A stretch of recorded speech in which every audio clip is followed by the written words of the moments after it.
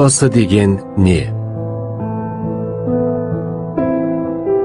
Отбасы жарық дүниеге көзіңді ашқан сәттен бастап айналып толғанып, қорғап қоршап бауырына басатын теңдессіз ыстық ұя.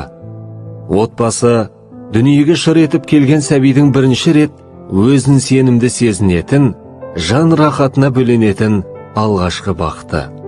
Отбасының жаңа қосылған мүшесіне анасы дүниеге келген сәттен құлағына сүйіспеншілік толы үнмен оған жалғыз емес екенін сыбырласа, әкесі жанында қолдаушысының әрқашан арқа сүйер асқар таудай сенімді тірегінің бар екенін сездіруге тырысып жатады.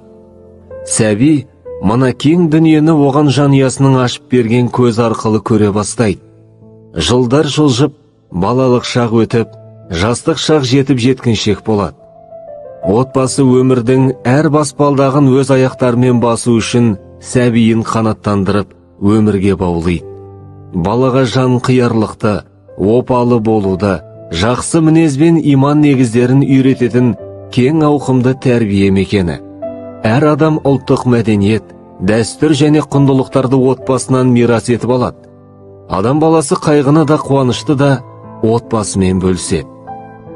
Жауапкершілік, әділеттілік және ар-намыстың не екенін отбасында көреді.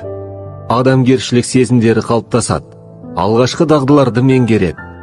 Осы жерде бала алғаш басына түскен әр түрлі тұрмыс иірімдерінен шығудың жолын іздеп, шама шарқынша одан құтылудың шарасын қарастыруды үйренеді.